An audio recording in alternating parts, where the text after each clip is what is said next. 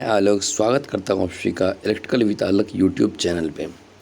तो पिछले वीडियो में हम लोगों ने एसएससी जेई की नॉन टेक पोर्शन के लिए बात किया कि कैसे 75 प्लस स्कोर नॉन टेक में किए जा सकते हैं और किस किस तरह से सेक्शन वाइज करके ये पढ़ा जा सकता है।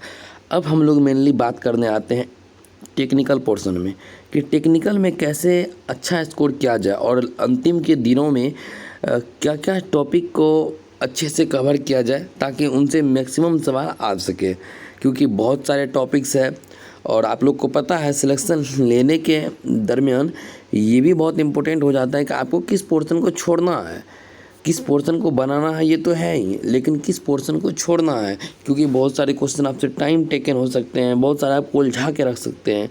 तो आज से हम इस वीडियोस के थ्रू बात करने वाले हैं टेक में किस सब्जेक्ट में कौन कौन पोर्शन ज़्यादा इम्पोर्टेंट है।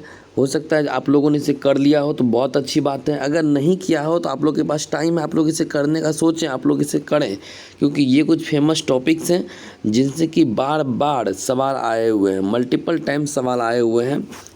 और सवाल बिल्कुल भी कॉम्प्लेक्स नहीं है, सवाल नॉर्मल आते हैं, बस ये टॉपिक्स आपके कवर होने चाहिए। तो इस तरह से मैं इस वीडियो में मेनली मशीन के बारे में बात करूंगा, मशीन के जितने भी हैं, transformer, DC machine, synchronous, induction, इन चारों के डिफरेंट टॉपिक के बारे में बात करूंगा कि आपको किन से कौन सा टॉपिक अच्छे से कवर होना चाहिए। और उसके बाद हम लोग नेक्स्ट वीडियोस के through next subject as like machine, network, measurement और पावर सिस्टम, इन सब के बारे में हम बात करेंगे। तो आइए हम लोग आज देखते हैं मशीन के बारे में। मशीन के बारे में जब हम लोग बात करते हैं तो सबसे पहले आता है, आप लोग को पता है कोर सब्जेक्ट है इलेक्ट्रिकल का मशीन। तो मशीन में सबसे पहले हम लोग देखते हैं ट्रांसफार्मर को। ट्रांसफार्मर के किस किस टाइप से सवाल आते हैं, तो मैंने वो टॉपिक लिखा है, आप लोग इसके अंदर जब देखेंगे तो आप लोग को बहुत सारा ये मिलेगा। आप लोग इसे जाके देखें, इसे कवर करने की कोशिश किए, या अगर कर लिया है तो आप इसमें टिक आउट कर दें। मैं तो ये पीडीएफ डाल दूंगा टेलीग्राम पे, आप उसे खुद से लिखें और आप टिक आउट करें कि कौन कौन से पोर्शन आपने कर लिए हैं, कौन कौन से आपने नहीं किए हैं, और नहीं किए हैं तो उन्हें जल्द से जल्द करने का कोशिश करेंगे। चलिए, तो हम लोग ट्रांसफार्मर की मेनली बात करें तो सबसे पहले हम लोग कंस्ट्रक्शन के इसके पार्ट को देखेंगे। कंस्ट्रक्शन से भी ऑब्जेक्टिव, नॉर्मल ऑब्जेक्टिव बहुत आते हैं।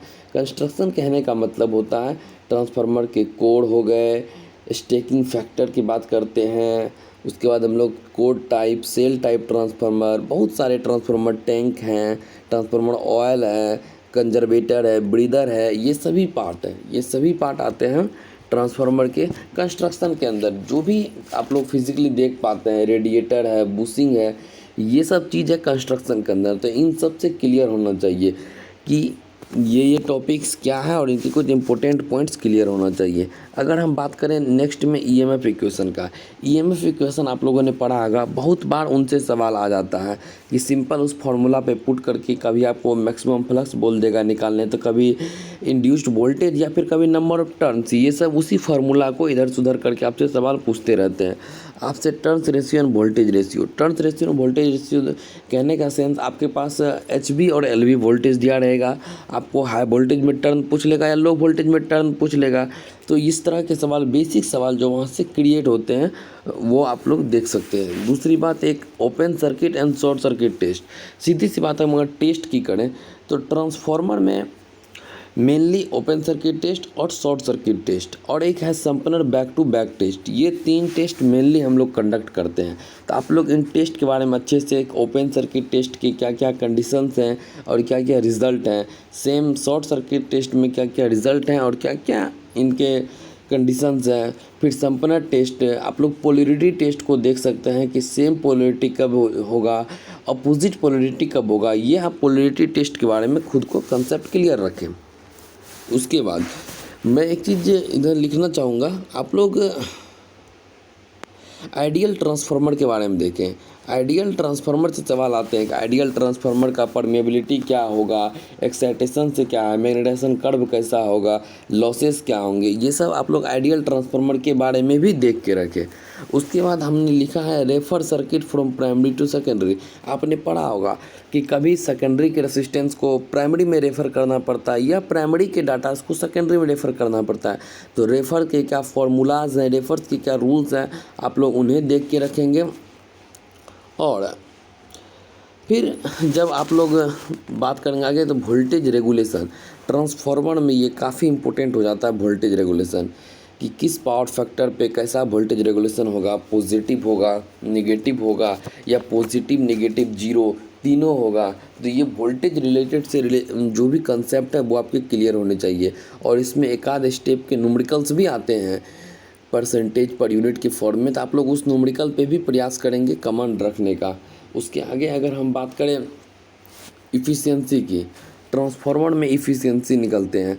आप लोग को पता होगा एक्स फ्रैक्शन ऑफ लोड पे भी एफिशिएंसी निकालने का फॉर्मूला है, maximum condition for maximum efficiency.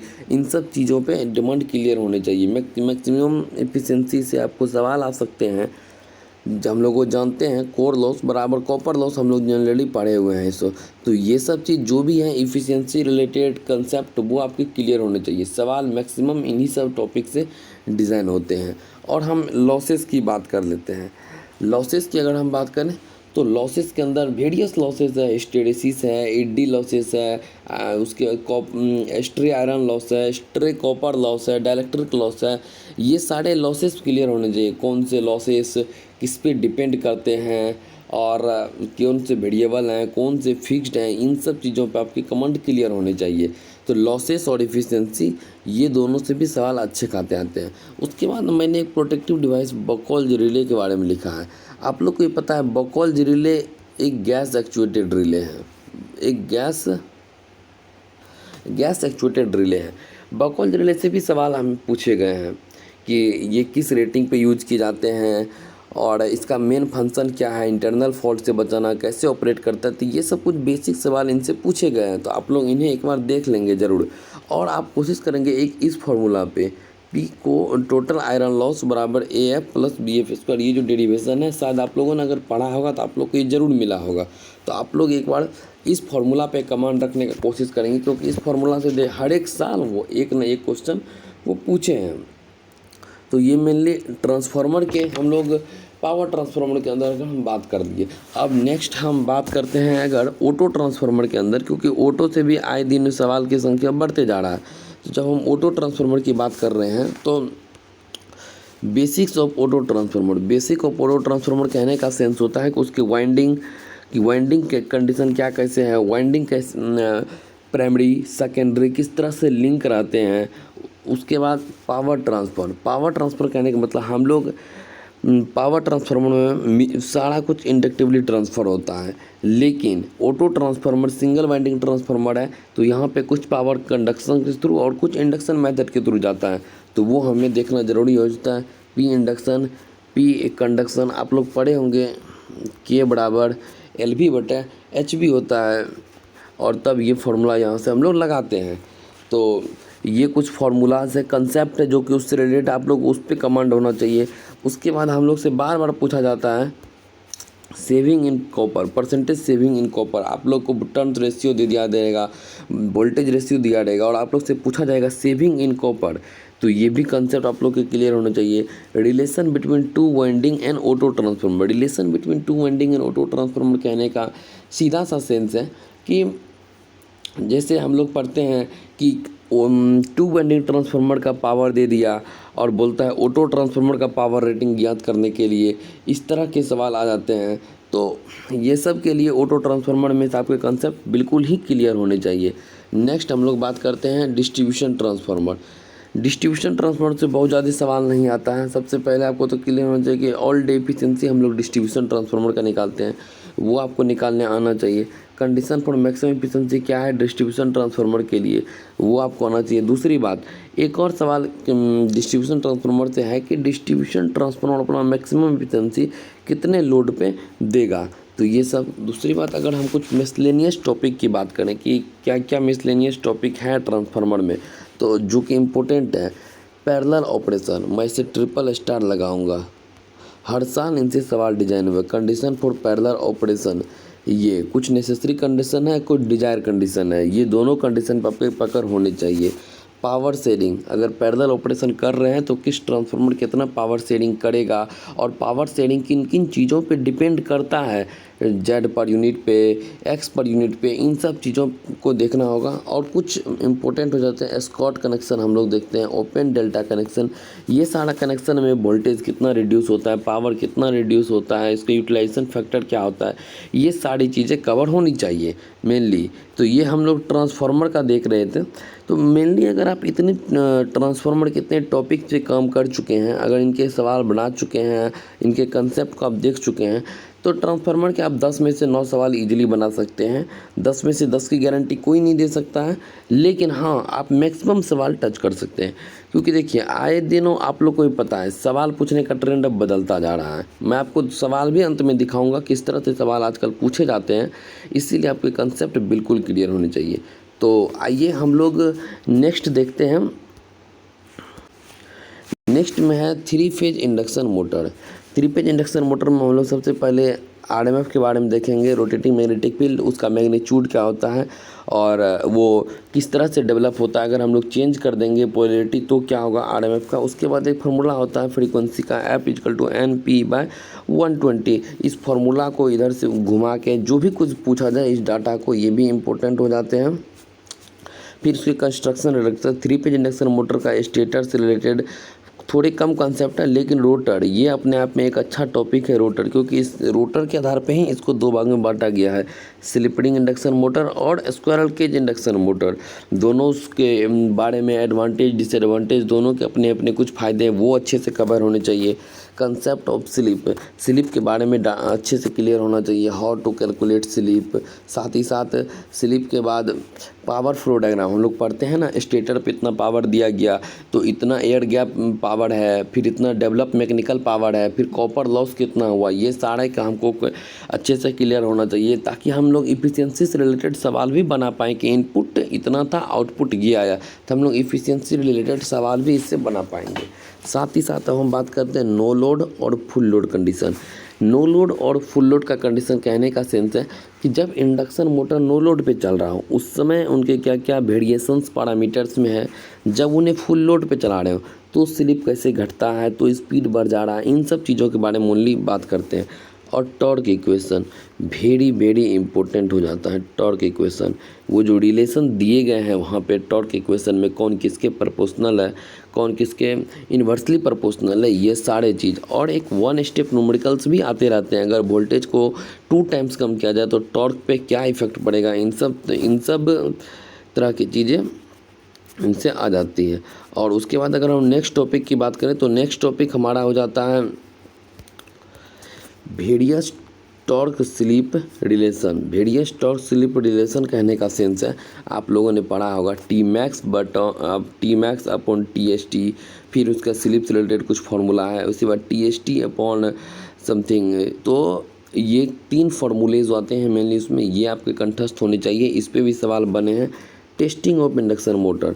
Testing of induction motor कहने का मतलब है कि क्या क्या टेस्ट परफॉर्म किए जाते हैं, वहाँ भी no load test, full load test, ये सारे लोड वहाँ भी परफॉर्म किए जाते हैं, तो उनके डाटास, उनके सारे कंडीशंस क्या क्या हैं ये आपके क्लियर होने चाहिए। इसी को हम लोग बाद नाम दे देते हैं नो लोड टेस्ट, फिर ब्लॉक रोटर टेस्ट, ये सब हम उसका नाम देते हैं।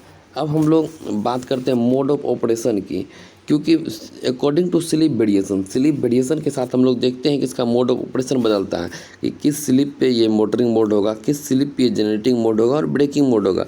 तो ये तीनों मोड हमारे क्लियर होने चाहिए। उसके बाद starting of induction motor.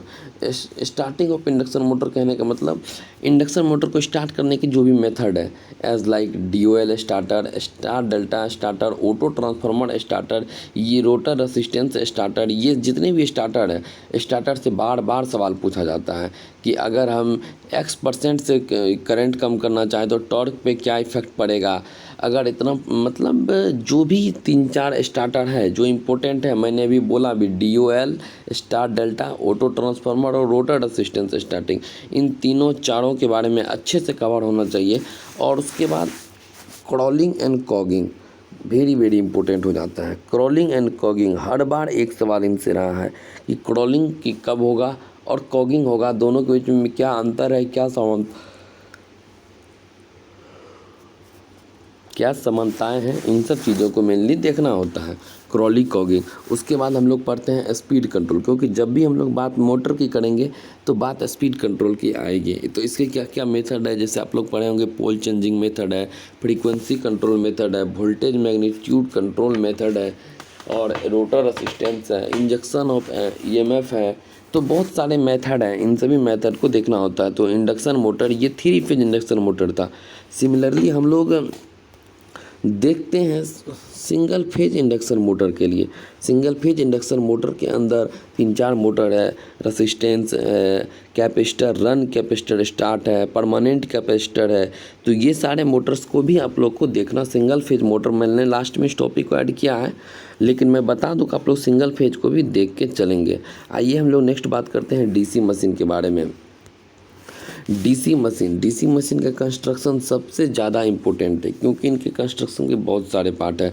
Commutators हैं, ब्रशेस हैं, योक हैं, पोल शू है, पोल कोड है, ये इन सारे चीज़ें बहुत ही इंपॉर्टेंट। तो इसका कंस्ट्रक्शन पे अगर हम रेटिंग देना चाहें तो हम कंस्ट्रक्शन को 5 रेटिंग देंगे कि कंस्ट्रक्शन इसका काफ़ी ज़्यादा इम्पोर्टेंट है। उसके बाद हम लोग बात करते हैं basics of winding. Basics of winding कहने का मतलब आप लोगों ने पढ़ा होगा कि किस लैप वाइंडिंग, वेव वाइंडिंग, तो ये सब वाइंडिंग के टाइप्स क्लियर होने चाहिए। प्रोग्रेसिव, रेट्रोग्रेसिव, ये सारे आप लोग के क्लियर होने चाहिए। टाइप्स ऑफ पिच की अगर हम बात करें, टाइप्स ऑफ पिच में बहुत सारे front pitch, back pitch, resultant pitch, commutator pitch, winding pitch, ये सारे चीज़ हम क्लियर होने चाहिए। मैं मेनली टॉपिक्स बोल रहा हूँ, इस टॉपिक के अंदर सब टॉपिक मैं बोल के बता दे रहा हूँ। ये पीडीएफ आप लोग को मिल जाएगा, आप लोग जाएँ अपने सिलेबस में मार्क करके इस पर काम करना स्टार्ट करें। और उसके बाद मैंने लिखा है ईएमएफ इक्वेशन। आप लोग डीसी मशीन में ईएमएफ इक्वेशन पढ़ते हैं P5Zn/60A। तो इस ईएमएफ इक्वेशन के फार्मूला को इधर से उधर अरेंज करके इस पे सवाल बहुत बार फ्रेम किए गए हैं। कौन किसके डायरेक्टिव प्रोपोर्शनल क्या है, ये सब सारी चीज़ों को देखा गया है। साथ ही साथ मैं इसमें लिखा नहीं हूँ, मैं बता दूँ, electrical theta electrical equal to P/2 theta mechanical, ये भी जो फार्मूलेज हैं इनसे भी सवाल फ्रेम हुए हैं, आप लोग इन्हें भी देख के रखेंगे। अब हम लोग बात करते हैं टाइप्स ऑफ डीसी मोटर या जनरेटर की बात करते हैं। जैसे हम लोग को पता है सेपरेटली एक्साइटेड होता है, उसके बाद सेल्फ एक्साइटेड होता है, जिसके अंदर हम लोग बात करते हैं DC shunt, DC series, DC compound. ये जो भी टाइप्स है वो टाइप्स पे अच्छे से पकड़ होना चाहिए। मोटर और जनरेटर, मैं दोनों केस के लिए बात कर रहा हूँ, तो इन दोनों केस में आपको टाइप्स क्लियर होनी चाहिए। एप्लीकेशंस, टाइप्स के साथ साथ एप्लीकेशन, वो बहुत इंपॉर्टेंट। आजकल एप्लीकेशन बहुत ज़्यादा पूछे जा रहे हैं, तो टाइप्स प्लस एप्लीकेशन क्लियर होना चाहिए।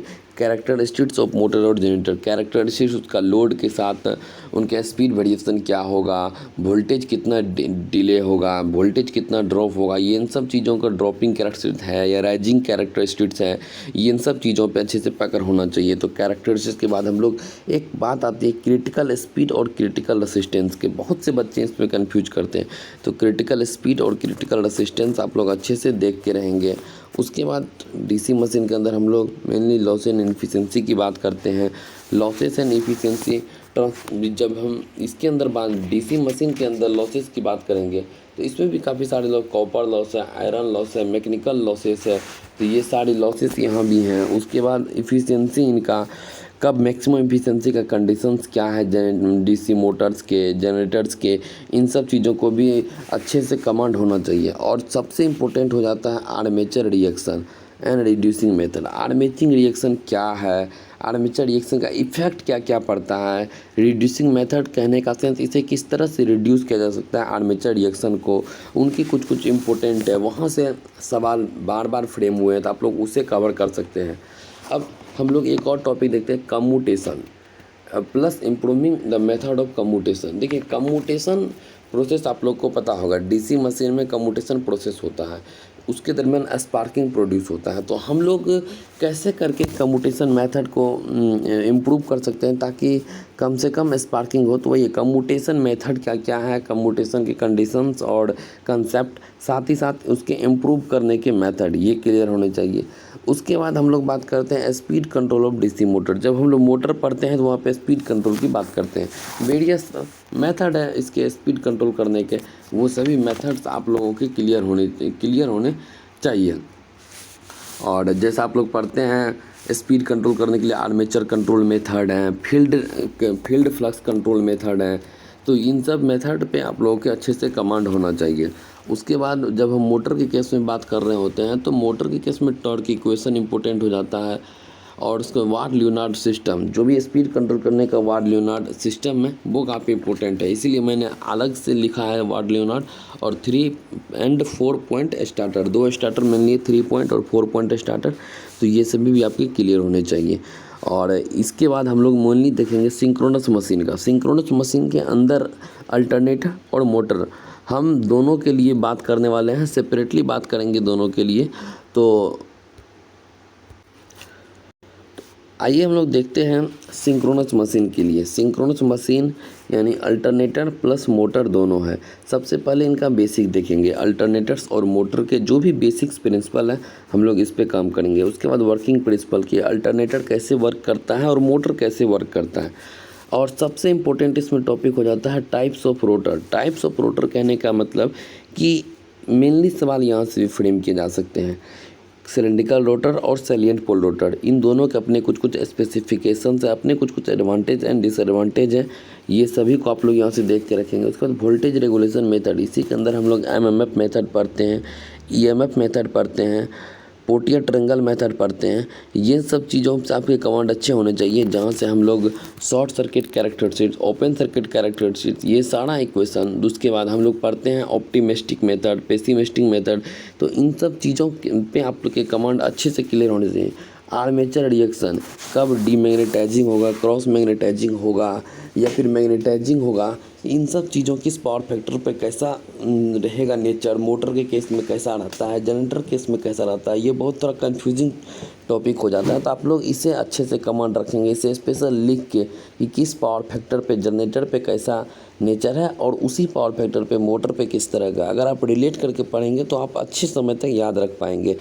और एप्लीकेशन बहुत ज़्यादा इम्पोर्टेंट हो जाता है। जैसे हम लोग अल्टरनेटर को टर्बो अल्टरनेटर कहते हैं, टर्बो अल्टरनेटर में सेलिएंट यूज नहीं कर सकते हैं। अगर वही हम हाइड्रो अल्टरनेटर की बात करें तो हाइड्रो अल्टरनेटर हम लोग सेलिएंट यूज करते हैं, वहाँ सिलेंडर यूज नहीं करते हैं। तो इस तरह से कहाँ पे किसका एप्लीकेशंस है वो अच्छे से क्लियर होना चाहिए। साथ ही साथ आप लोग को पता है कि सिंक्रोनस मोटर या अल्टरनेटर ये सेल्फ स्टार्टेड नहीं होता है, इन्हें सेल्फ स्टार्टेड बनाना पड़ता है। तो उसके लिए हम लोग मेनली देखते हैं एक्साइटेशन के मेथड क्या क्या है, किस तरह से हम लोग एक्साइटेशन देते हैं, चेंजिंग एक्साइटेशन का क्या इफ़ेक्ट पड़ता है मोटर के ऑपरेशन पे, इन सभी चीज़ों को देखना है।